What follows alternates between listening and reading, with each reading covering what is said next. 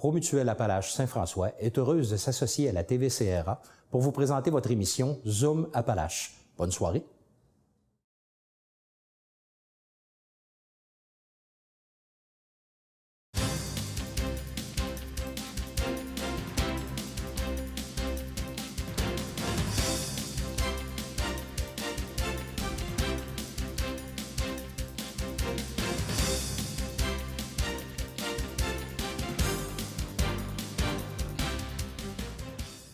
Madame, Monsieur, bienvenue à cette deuxième d'une série de 4 émissions spéciales dans le cadre de la série Zoom Appalaches. Alors, à l'approche des élections municipales du 3 novembre prochain, TVCRA tenait à vous faire connaître les 4 candidats à la mairie de Thetford Mines. Nous les accueillerons au cours de cette série à tour de rôle dans nos studios, alors que l'ordre de passage des émissions a été tiré au sort. Les 4 candidats ont reçu à l'avance le scénario de ces rencontres de 30 minutes et ils ont été informés des sujets qui seront abordés. Nous espérons donc que ces entrevues vous permettront d'en apprendre davantage sur les candidats en liste et contribueront à éclairer votre choix. Mon invité pour l'émission d'aujourd'hui siégeait déjà au conseil municipal de Thetford. Il a donc acquis une belle expérience au niveau des affaires municipales. Sur le plan professionnel, on peut affirmer qu'il possède une belle expertise relativement, entre autres, aux énergies vertes. Il pourra nous en parler davantage. Mais son plus beau fleuron est sans doute le fait qu'il a présidé la commission spéciale sur l'eau potable. Alors, notre invité ce soir, M. Marc F. Vachon. Bonsoir, M. Vachon. Bonsoir, Nelson. Alors, dans un premier temps, vous qui étiez déjà conseiller municipal, vous avez choisi de briguer la mairie. Alors, on pourrait connaître les raisons pour lesquelles vous avez fait ce choix-là. C'est sûr que ça fait déjà 8 ans que je suis au conseil. J'ai eu 1 an d'expérience avec l'ancienne administration avec M. Laliberté. Après ça, il y a eu les élections. M. Berthold est rentré. Il y a eu... on a changé le DG, que M. Fauché a pris sa retraite. On s'en allait vers M. Soucy. Ça fait déjà 7 ans qu'on est là-dessus. J'ai fait toutes les belles présidences qu'il y avait, à peu près tous les comités. J'ai été président à peu près tous les comités à la ville. Je suis rendu à un stade que là, M. Berthold s'en va, démissionne. Moi, je suis rendu, je pense que j'ai fait le tour du jardin côté conseiller, côté implication. Briguer la mairie de la ville, c'était un gros dossier, c'était un gros projet, mais je pense avoir les compétences et l'expérience pour le suivre, surtout avec l'expérience que j'ai acquise. Je prends ça beaucoup à cœur, la ville. Je veux que ça fonctionne le mieux possible. Puis c'est là-dessus qui fait que j'ai décidé de m'en aller à la mairie. Vous en étiez rendu là dans votre cheminement, oui, finalement? Oui. Dans la vie, je pense qu'on avance. Faire un autre 4 ans conseiller, j'aurais sûrement encore passé. J'aurais travaillé pour ça, parce que j'ai été élu les 2 dernières fois par acclamation. C'est ma 2e élection, dans le fond, depuis 8 ans. Mais je pense que diriger la ville de Thetford Mines avec les acquis que j'ai, je pense que c'est un bon plus pour les citoyens. Parlons tout de suite là, dans le vif du sujet de développement et diversification économique. Alors, on sait qu'il y a des gens qui estiment que ça va relativement bien, la ville de Thetford. Il y en a d'autres qui parlent d'un climat économique qui est, disons, sans être morose, qui pourrait être amélioré. Alors, quelle est votre vision des choses face au développement et à la diversification économique? C'est sûr que si tu prends, dans le dernier 7 ans, comme M. Berthold l'a dit l'autre soir, il y avait encore 2000 en opération il y a 6 ans. On perd 600 emplois dans les 7 dernières années. Puis il se crée encore quand même, on a bâti 300 maisons neuves dans la région, dans le Thetford Mines. Dans ce temps-là, pareil, c'est quand même contradictoire, mais c'est quand même bien. On voit un développement qui se fait pareil malgré la perte de 600 emplois dans les mines. Fait que je pense qu'on est... Là, c'est fini. Fait que je pense qu'il y a un bel avenir qui s'en vient. On est encore... C'est sûr que l'handicap minier est encore présent, mais je pense qu'il faut passer à d'autres choses, puis il faut arrêter d'en parler. Moi, ce que je remarque depuis 8 ans, c'est qu'on était à peu près 5 ans sans parler d'amiante. Le dernier boom qu'on a eu qu'on a parlé de l'amiante, c'est quand la LIC a fermé. Là, au Québec, Thetford, encore l'amiante qui ça va pas bien. Mais on était 5 ans, on n'entendait pas trop parler. Thetford, ça se met à bien aller. Fait que moins qu'on va parler de l'amiante, je pense, plus que ça va s'estomper. Puis on va prendre notre air d'aller. Le creux de vague est passé, je pense. Quand on parle de développement économique, bon, on entend tous les candidats dire moi, je veux faire du développement économique, je veux en faire ma priorité. Et c'est très rare qu'on va dans le concret. Alors, moi, si je vous posais des questions très concrètes, exemple, on veut revitaliser le secteur Black Lake. De ce côté-là, il se fait une cueillette de données, il y a un comité. Quelles sont vos vues là-dessus? Comme la cueillette de données, le comité, vraiment avoir le portrait clair à Black Lake, ce qui se passe, oui, on voit que écoute, ça fait mal, une mine qui ferme pas loin, la 112 qui est fermée depuis quelques années. Faut que ça redécolle. Mais à Black Lake, ce qu'il faut garder, c'est vraiment le commerce de proximité. Si tu perds ça, tu vas effriter encore plus le coin. On parle de l'école, la polyvalente. C'est sûr qu'il y a des grosses pressions sur l'école. Je pense que pour Black Lake, il faut qu'ils gardent leur école. Soit qu'ils au moins garder la polyvalente ou mettre la petite école dedans, faire une économie quelque part. Mais ça, c'est un autre dossier, la commission scolaire. Mais à Black Lake, si on perd les commerces de proximité, je pense qu'il faut vraiment garder les commerces de proximité. Et quand vous parlez de commerces de proximité... Bien, les pharmacies, l'épicerie, les petits dépanneurs, de l'essence, il ne faut pas commencer à descendre à Thetford, faire un 5, 7, 8 km pour venir chercher ces services-là. Sinon, tout le quartier familial, les résidences qu'il y a là, ça va s'effriter. Puis c'est pas bon. Puis on voit à Black Lake, il y a encore du développement. Les maisons, le monde aime ça rester dans ce coin-là. C'est pas un coin... C'est de valeur que le pôle commercial s'est tassé un petit peu. C'est un peu normal, mais c'est la loi du marché, puis c'est ça. Vous avez parlé brièvement de la polyvalente de Black Lake, c'est un élément important. Ouais. C'est sûr que c'est un dossier scolaire, la commission scolaire, mais je pense que si Black Lake perd vraiment tout l'achalandage de l'école, ça va vraiment faire mal à Black Lake. Fait qu'il faut pas fermer ça, mais il y a des pressions qui font qu'il faut faire quelque chose. Fait que soit qu'ils jument les écoles, ils enlèvent la petite école, la mettent dans la polyvalente, fermer des bâtisses, parce qu'on sait que l'entretien des bâtisses, tout, c'est quand même des coûts énormes. Mais il ne faudrait pas fermer ça pour ça. Si on se tasse un petit peu et on s'en vient vers le secteur Thetford, on parle du centre-ville, c'est un point chaud. Vous avez mis des idées qui étaient intéressantes en cours de campagne. J'aimerais vous entendre. Bien, moi, ce que je trouve, tu sais, le centre-ville, c'est sûr que n'importe quelle ville où que tu déplaces ton axe commercial vers, on l'a tassé de 5 km, 3 km certains vers le 112 depuis quelques années, et tu coupes une rue principale, c'est normal que l'attrait de jouer dans ce coin-là a diminué beaucoup. Pour garder ce coin-là vivant, vu qu'il y a moins de trafic et tout, il y a peut-être quelque chose à faire. Moi, je pensais qu'on peut réamener, surtout l'urbanisme. Moi, je pense qu'à l'hôtel de ville, on a l'urbanisme, la salle du conseil, on sert de ça 2 heures par mois. C'est une belle salle. Elle est grande, on s'en sert pas vraiment. De temps en temps, il y a une petite activité, une petite réunion, mais pas beaucoup de monde. Puis aussitôt qu'il y a un petit peu de monde, on s'en va à la Maison de la Culture. Puis les réunions du conseil public, on les fait là à 8 heures à tous les 2 lundis. Fait qu'on ne s'en sert pas souvent, la salle. Fait que c'est une place qui est comme vacante. On n'a pas les ascenseurs pour les handicapés, ces affaires-là, mais on a la mobilité réduite. Fait que si on ramène l'urbanisme dans le coin, il y a 8 employés à l'urbanisme, 9 employés qui s'en viendraient, on ferait une salle d'employés dans la salle du conseil, des paravents, des beaux de quoi de bien, là, sans trop investir. On pourrait fermer une bâtisse à Thetford-Sud qui pourrait faire d'autres choses. Ça ferait une économie là. On ramène 8 employés en ville, plus tout l'achalandage des permis. Ça coûte rien, c'est une économie, puis ça ramène du monde là. Fait qu'au moins, c'est un petit effort. Puis l'autre point que je regardais, les arbres. En 85, la ville a planté des petits érables en face de l'hôtel de ville. Ils étaient gros, à peu près un pouce de diamètre. Aujourd'hui, c'est des beaux arbres matures, que c'est très beau en face de l'hôtel de ville. Puis on a planté dans des pots. Mais les avoir plantés dans de la bonne terre dans le temps qui aurait pu s'expanser, on aurait une rue aujourd'hui avec des arbres matures qui seraient beaux à grandeur. Ça serait attrayant pour les petits commerces. Parce qu'en ville, on ne se cache pas. Quand tu te promènes en ville, si c'est attrayant, bien, tu te promènes d'une place à l'autre à pied, c'est plaisant. Tu ne fais pas ça sur le boulevard Frontenac. Il y a trop de trafic puis ça passe trop vite. Fait que l'accès pour faire des petits commerces ou quelque chose qui serait vivant de se promener, bien, il faut rembarquer là-dessus, je pense. C'est un tissu qui serait différent de celui de l'axe Frontenac. Oui, bien, tu sais, on aime tout. Dans n'importe quel petit village, vous allez, vous êtes dans le petit coin pittoresque, que ce soit à Québec, à Trois-Rivières, ils ont tous les petits coins centre-ville, c'est plaisant d'avoir, on sent le patrimoine qui est là, quelque chose. Puis notre patrimoine s'effrite parce qu'il ne s'investit pas rien. Fait que c'est dur de dire à un gars, mets 50 000 après ta bâtisse, mais s'il n'y a pas d'achalandage, il n'est pas intéressé de le mettre. Puis si la bâtisse est trop maganée, il va en mettre une neuve ailleurs, il ne la mettra pas au centre-ville. Tu sais, c'est paradoxal. Fait qu'il faut que l'attrait soit là, il faut qu'on ramène de l'achalandage au centre-ville. Mais à quel coût? On n'a pas les moyens de mettre... Comment on mettra des millions là si on ne sent pas un achalandage? Ça ne restera pas, ça va être éphémère.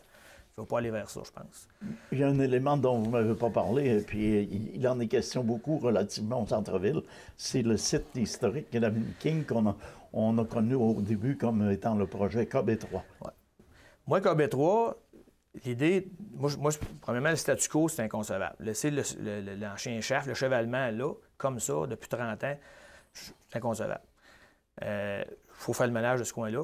Moi, personnellement, je suis pour KB3, pour les bâtiments originaux, faire un petit site mini sous terre, original. Je suis allé cet été dans les Maritimes, puis à Terre-Neuve, puis j'ai visité des mines, des sites mini comme ça, qui ont eu les mêmes affaires, qui ont fermé. Je pense pas que... Moi, je ne garderais pas le chevalement. Personnellement, j'enlèverais le chevalement. Puis j'enlèverais l'ascenseur qu'ils voulaient mettre là. C'était un coût exorbitant, ça n'a pas de bon sens. Faire une petite visite minière sous terre originale, oui. Un petit mini chevalement pour voir un peu c'était quoi, comme entrée principale. Faire le marché public à l'année, faire un coin propre, oui. Mais plus que ça, non. Fait que je serais pour réduire le projet de beaucoup. Ça ferait une activité pour le monde, mais pas garder pas ce projet-là, puis je ne ferais pas les 3 phases, ça, c'est sûr. Et à ce moment-là, ça ne devient pas un attrait touristique, mais un équipement c'est un attrait local. touristique, sauf que quand j'ai visité les mines cet été, j'ai parlé à beaucoup de touristes, ce qu'ils trouvent, aller faire un ascenseur, monter 100 pieds dans les airs ou 150 pieds dans les airs, voyons, on dit pourquoi j'irais voir ça à Thetford Mines? On parle du monde neutre qui vient de l'extérieur. Personne ne m'a dit oui. Il dit on va aller à la tour du CN, on va aller à l'Empire State Building, on va en avoir des vrais bâtiments. Là. Mais il dit tu ne me feras pas aller à Thetford voir monter d'un ascenseur. Puis je parlais aux touristes qui visitent les mines de charbon. C'est quoi qu'ils aimaient? C'était l'accès sous terre, l'originalité, c'était quoi? C'est ça que le monde veut le voir. L'extraction minière, les gobeuses, je pense que c'est quelque chose d'original. Personne n'a ça à part nous autres. Il n'y a pas une compagnie minière qui avait des gobeuses. Fait qu'expliquer c'est quoi, ça c'est des bâtiments originaux à conserver. Mais faire un ascenseur, aller voir dans les airs la ville, là, non, je ne suis pas d'accord avec ça. C'est de l'argent mal dépensé. Vous seriez pour des projets plus modestes et un oui. parc urbain plus... Parce qu'on ne verra pas la rentabilité de ça, c'est impossible. Moi, je pense. Si on parle des autres secteurs, il y a des gens qui se trouvent des fois oubliés ou sans dire défavorisés. Je parle des secteurs de Robertsonville et de Pont-Brillant. Est-ce que sur le plan de diversification économique et développement, il y aurait des projets là-dessus? Moi, je pense que Pont-Brillant, eux autres, c'est un beau petit coin résidentiel que le monde aime bien vivre. Je pense qu'il faut continuer à développer dans ce coin-là. Il y a un nouveau développement qui veut se faire. On va tout faire pour qu'il se développe. Puis c'est sûr que tu peux pas avoir... Je dis ça souvent, à MRC, il faut se tenir ensemble. Tu ne peux pas mettre des restaurants et un Saint-Hubert à Pont-Brillant. Saint-Hubert, tu en as un géographiquement dans le centre. À Pont-Brillant, c'est un petit coin résidentiel paisible. Il faut bien vivre, il faut travailler là-dessus. Et c'est comme ça que vous le voyez. Oui, puis au plus, on ne peut pas vraiment l'agrandir. Le périmètre urbain de Pont-Brillant, il est rapetissé par des lois provinciales qu'on ne peut pas vraiment étirer, faire des grandes rues. Il faut vraiment placer ça à l'urbanisme.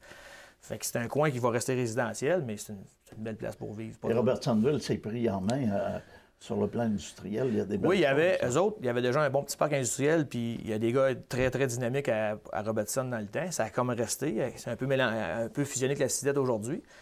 Mais il y a quelque chose à faire dans le parc industriel de Robertsonville, ça, c'est sûr.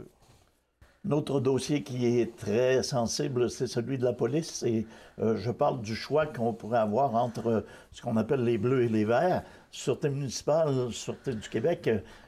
Vous voyez le dossier de quelle façon? C'est sûr que municipal, il arrive quelque chose, c'est tout de suite de proximité, c'est facile de discuter puis de gérer les problèmes. Si ça tombe provincial, ça va être plus MRC. Ça va être très difficile d'avoir des réponses, ça va être plus compliqué, plus lourd. Côté budget, s'il y a vraiment une économie sur 10 ans à la ville, qu'on sait vraiment dans quoi qu'on s'embarque, ça ne me dérange pas de changer. Surtout que, d'après moi, au poste de police, j'ai fait un petit peu de sondage, c'est pas mal 50-50. Il y en a qui veulent être la Sûreté, d'autres rester municipal, dépend de qui tu parles. Donc, je pense que c'est un dossier que si la Sûreté du Québec veut nous avoir, à quel coût? Mais je sais qu'il y a des bonnes coupures à la Sûreté du Québec, puis on va avoir des réponses là-dessus en janvier 2014. OK. Alors, vous attendez le résultat de l'analyse? Moi, c'est une question économique, c'est sûr. Et vous êtes ouvert à toutes les possibilités? Moi, il n'y a pas de problème pour changer. Si ça va pour changer, puis budgétairement, c'est bon pour la ville. Si on se ramasse avec un chèque en blanc, qu'on ne sait pas vraiment comment ça va coûter, parce qu'on a su déjà des histoires que ça coûte 1 million de plus, puis on ne pensait pas. Il y a des villes, c'est arrivé. Moi, si c'est pour ça, j'embarque pas là-dedans. Parce que là, on sait que ça coûte la police. C'est ça. Alors qu'avec la Sûreté du Québec, là, il y a ça dépend comment ça se négocie. Okay. Si c'est sur 10 ans, on sait vraiment les coûts fixes que ça va nous coûter, puis qu'il y a un avantage à la ville, puis que ça fait plaisir à la majorité, il n'y a pas de problème pour changer. Autre dossier qui a été soulevé, M. Berthold a dit il ne faut quand même pas faire une campagne électorale là-dessus. Le salaire du maire, l'allocation de transition. Alors, vous nichez à quel endroit là-dedans? Moi, le salaire du maire, pour avoir vraiment été, quand on en a parlé en 2011, là, j'étais assis à une réunion au travaux publics, tout ça, je voyais les salaires des cadres, puis en général, c'est entre 80, 90 000, 100 000, les cadres de la ville. Puis tu voyais le maire à 56 000, on a une réunion, puis ça ne brasse à rien, le maire met le point sur la table, c'est ça qu'on fait, c'est lui qui décide. 20 000 de plus pour le salaire du maire, je pense à 75 000, c'était vraiment pas exagéré, avec surtout le travail que M. Berthold a fait. Puis, je reviens au salaire, c'est toujours trop cher si ça ne sert à rien. Fait que si tu as un salaire de 50 000 qui ne le vaut pas, c'est trop cher. Un salaire de 100 000 qui le vaut, c'est pas cher. Ça dépend comment vous voyez ça. Je pense qu'un salaire de 77 000 à la ville de Thetford, c'est très convenable. Et vous croyez que c'est de nature à attirer des bonnes candidatures? C'est sûr que ça aide. C'est sûr que ça aide. OK. L'allocation de transition? Ça, c'est un dossier... J'ai un peu de misère avec ça, sérieusement. J'ai un peu de misère avec ça, mais je comprends la loi qui fait qu'on est menotté partout après. Tout ce que tu fais à faire avec la ville, on n'a pas le chômage, on n'a pas rien. Ça fait que pour la maire, que c'est son salaire principal, après, tu pars, tu fais sortir, tu n'as plus rien, tu n'as même pas de chômage. Puis tu es menotté partout pour travailler. Je pense que ça prend un petit quelque chose pour un an. Puis aussi, il y avait comme pas une chicane, mais tu as fait... Qu'est-ce que ça a fait que j'ai penché pour ça? C'est que quand ça fait 15 ans que tu es conseiller, tu es 20 ans ou quelque chose, tu n'es jamais égal, on a quoi? Là, c'est minimum 4 ans de conseil puis un an de transition là-dessus. Là, c'est clair que tu fasses 20 ans à la ville, tu n'auras pas 2 ans. Là. Fait que c'est clair. Ça leur réglé une affaire claire. Fait que le monde sait quoi que ça embarque. C'est sûr qu'il y en a qui le méritent, d'autres ne le méritent pas. Mais ça, c'est un autre dossier. Seriez-vous un maire à temps plein ou à temps partiel? Moi, je serais à temps plein, je suis très disponible, puis je prends tellement ça à cœur que je m'implique déjà partout. Le monde me connaît, je suis partout. Je suis ça au maximum, puis je pense pour la ville, c'est sûr, je serais à cœur là-dessus. Le gros travail, lorsque le nouveau maire et le nouveau conseil seront élus, bien, ça sera la confection d'un budget, formation des commissions et des comités, le déficit actuariel, les conventions collectives. Alors, vous voyez ça comment l'avenir à partir du 4 novembre? Je vais vous dire une chose, moi, pour être dedans, pour être à jour à tous les dossiers, vraiment voir ce qui se passe, il va y avoir un très gros travail à faire. Et j'espère vraiment que les conseillers qui vont être en poste le 4 novembre, ça va être des conseillers ouverts, prêts à s'impliquer, puis de prendre ça à cœur. Si c'est pour venir faire du chiolage puis que ça avance à rien, je pense que ça va avoir un automne, un mois de novembre très difficile. Mais s'il y a une belle collaboration, puis si l'équipe qui va être en place veut travailler pour que ça avance, je pense qu'on est capable de faire un bon bout avec ça. Mais ça dépend vraiment. C'est un jeu de dés qui s'en vient. C'est sûr, ça me fait un peu peur de voir ce qui s'en vient, mais j'espère vraiment qu'il va rester un peu d'expérience, puis des conseillers qui vont être là vraiment pour travailler en équipe et que ça avance. Oui, parce que la composition du nouveau conseil municipal, là, il risque d'y avoir beaucoup de gens qui n'ont pas de l'expérience des affaires municipales. Ça me fait peur un peu aussi, parce que s'il se ramasse 11 nouveaux, ça peut être possible, il peut y avoir 11 nouveaux autour de la table. Si c'est ça, l'administration municipale, ça ira pas. Je pense pas que ça aille bien. Là. Ça va être très difficile pour quelques, même je dirais 1 an ou 2, là, ça va être très difficile. Il ne faudrait pas que ça fasse ça. C'est pas bon pour les citoyens. Là. Je pense qu'il y a de l'investissement de fait sur certaines personnes qu'il faut qu'ils restent là encore. Il ne faut pas tout changer. Dans votre cas, c'est moins perceptible peut-être, mais dans d'autres, on ne savait pas exactement.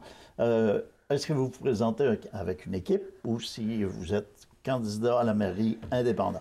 Bien, moi, je suis indépendant à la mairie, c'est sûr. À 10 conseillers, je pense qu'il n'y a pas vraiment d'équipe qui se forme. J'ai pas vu ça souvent, dans les grosses villes peut-être, là, mais je pense que c'est bon d'avoir l'indépendance pour ne pas se sentir attaché. Moi, je me présente indépendant, je vais travailler avec ceux qui vont être là, mais comme j'espère, c'est la mentalité du groupe, l'attitude du groupe qui va faire que ça va bien aller. S'il faut arriver à toutes les fois avec une équipe pour faire passer des affaires, je pense pas que c'est pas démocratiquement... Bien, c'est acceptable, mais je pense que ce n'est pas la meilleure solution. La meilleure solution, c'est d'avoir l'esprit ouvert à tout le monde. Tout le monde peut porter son point de vue. Tout le monde doit être respecté dans les décisions. Puis quand il y a une décision qui se prend et qui est majoritaire, ceux qui étaient contre doivent se rallier et pour arrêter de brasser. Je pense que c'est ça l'important. Si la démocratie est comme ça, il faut respecter ça. Il faut respecter la hiérarchie aussi. OK. Et vous m'amenez sur un sujet, c'est vous qui l'avez soulevé, vous avez parlé du nombre de conseillers, ça a fait l'objet de discussions. Alors, est-ce que ce serait important de passer de 10 à 8 ou c'est important de conserver les 10 conseillers qui sont là? Moi, je pense que de 100 à 8, j'ai pas de problème avec ça. C'est un conseil qui décide, c'est majoritaire. Si on se dit l'année prochaine, que dans la prochaine élection, ça sera 8, j'ai pas de misère avec ça. Tout ce que ça fait, c'est que ça redivise la tarte des voteurs. Ou ce que ça va faire, c'est que Thetford Centre va en perdre 2. Puis, comme Black Lake va ramasser plus grand, je pense. Puis, ça va juste diviser le territoire en kilomètres carrés différemment pour qu'il y ait le même nombre de voteurs dans chaque district. Et 8, plus que tu vas plus bas, plus que ceux qui s'impliquent doivent être présents. Bon. Parce que si tu baisses des conseillers, si quelqu'un a l'ouvrage, il y a quand même beaucoup d'ouvrages, ceux qui pensent qu'il ne se fait rien. Là. Ceux qui veulent travailler comme conseiller, il y a beaucoup de travail. Fait que ceux qui vont se présenter à 8, j'espère que ça va être vraiment des candidats sérieux pour faire la job, faire le travail. Ça serait quoi la raison primordiale qui ferait qu'on voudrait passer de 10 à 8? C'est des économies de bout de chandelle? Bien, je pense qu'à 8, c'est sûr qu'il y a une économie. Il faut vraiment que l'économie soit palpable. Si on prend la masse salariale du conseil puis qu'on leur divise à 8 après, ça ne sert pas à grand-chose. Sauf que s'il y a une économie à faire, il faut arrêter de mettre la pression sur le budget tout le temps vers en haut. Il faut commencer à penser économie. Il faut montrer l'exemple. Fait qu'avec ce qui s'en vient, en tout cas, moi, je pense qu'à 8, s'il y a vraiment une économie pour la ville, il faut le faire. Ça serait plus symbolique que... Oui, c'est sûr qu'à un budget de 38 millions, tu parles de 50 000 $ de salaire de conseiller à 2, 25 000 chaque, mettons, c'est pas... Bien, c'est tout le temps le petit qui fait qu'à l'autre bout, il en manque. Fait que si on sauve 50 000 par année, bien, c'est 50 000 de sauver par année. C'est qui paye? C'est les petits citoyens. Fait qu'il faut vraiment commencer à penser économie. Fait que s'il y a une économie là, je suis d'accord. Si on parlait de ce qui a été votre bébé pendant les dernières années, l'usine de filtration, ça a été un dossier qui a été mené rondement? Bien, moi, j'ai pris ça très à cœur. J'étais chanceux. J'ai travaillé, comme je dis, j'ai 19 ans chez Fournier. J'étais en superviseur du département électrique. J'ai travaillé on avait les presseurs rotatifs dans l'usine d'épuration d'eau. Puis, très chanceux, j'ai fait le tour du monde à installer des machines, en Pologne, Nouvelle-Zélande, les États-Unis, l'Europe. J'étais vraiment chanceux du côté voyage, puis j'ai vu plein de places. Puis moi, les infrastructures municipales, ça m'a toujours intéressé. Fait que quand on est dans une ville, quelque chose, je m'informais tout le temps comment ça marchait, la filtration, l'épuration, le système, tout comment ça marchait dans plusieurs villes. Fait que quand M. Berthold est arrivé, c'est sûr que techniquement, j'avais des connaissances, puis j'aime bien ça. Fait que j'ai suivi le dossier de très proche. Puis j'ai toujours travaillé avec les firmes de consultants, les devis et tout. Fait que quand je suis arrivé là, j'étais vraiment, je pense, à ma place pour le dossier de l'eau. Puis j'ai pris ça beaucoup à cœur. Puis je voulais que ça se règle. Puis aux finances, au coût, et respecter les budgets, puis à échéance. Ça a bien passé. Mm-hmm. Alors, ça a été une belle expérience. Moi, je pense qu'avoir suivi, ventiler les coûts, vraiment savoir ce que ça coûte, être transparent sur tout, je pense qu'on peut suivre le chapeau avec ça. Puis Alexandre Meilleur, il a fait un très bon travail. Il a eu une récompense comme ingénieur là-dessus. C'est rare, les projets au Québec, 50 millions et plus, qu'on arrive d'un budget, surtout ce qui se passe partout. Fait qu'on était vraiment... On a gardé maître d'œuvre du projet. On s'est assuré de ventiler tous les coûts comme il faut. Ça a grinché des dents à quelques places, mais au moins, le but ultime, on a une belle usine, on a de l'eau claire. M. Vachon, on arrive à la fin de notre entrevue. Moi, j'aimerais vous donner les 2-3 prochaines minutes. Si vous avez un message à livrer à la population, c'est le temps. Bon, c'est sûr que moi, première affaire, je remercie les gens du District 8. J'ai été 8 ans conseiller pour ce coin-là. J'ai eu tous les gens qui m'ont communiqué. J'ai 100% des personnes qui m'ont demandé un service ou quelque chose, téléphoné. J'ai toujours été 100% présent pour eux autres. Il n'y a pas personne que je n'ai pas rappelé ou que je n'ai pas été voir sur tous les dossiers. M'en aller à la mairie de la ville, ça va être la même chose. Chaque personne qui va me communiquer avec moi, qui va faire quelque chose avec moi, c'est sûr qu'ils vont avoir des réponses à 100%. Je ne dis pas qu'ils vont être tout le temps favorables, mais c'est sûr que je n'oublierai pas personne. Puis, prendre à cœur comme je fais, j'espère vraiment que la ville, l'administration municipale qu'on a présentement, c'est du monde efficace, c'est structuré. Le secret, c'est de continuer dans ce sens-là. Vraiment s'assurer d'avoir une attitude positive et travailler en équipe. Puis que ce soit au conseil, dans les districts et à la MRC, je pense qu'il faut vraiment travailler en équipe. On n'a plus de temps à perdre, à s'ostiner, puis à dire des choses pour que ça avance. Il faut vraiment aller vers ce côté-là. Puis je pense que ma force là-dessus, c'est de tenir ça comme il faut pour l'excellent service aux citoyens. Je pense que c'est ça le secret. Alors, M. Marc-F. Vachon, on vous remercie infiniment de vous être prêté à cette entrevue.